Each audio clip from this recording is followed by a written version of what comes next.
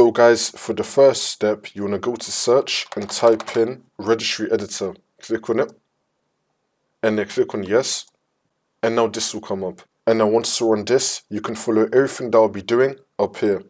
So first you want to expand HKey current user, and now you want to expand software, and now you want to expand Microsoft, and now you want to expand Windows. We're going to scroll down until we find Windows. You want to expand that.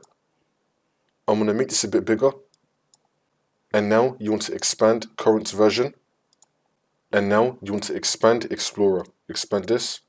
And now this will appear. Again, you can follow everything that I did up here.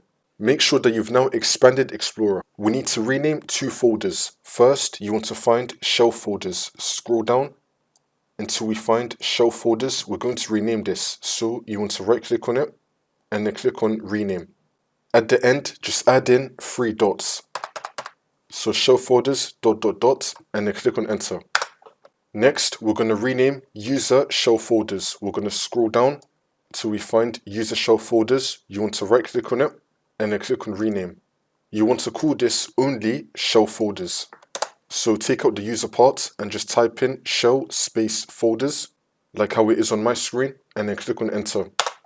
Once you do all of that, for the last step, you want to restart your computer, and then the problem should be fixed.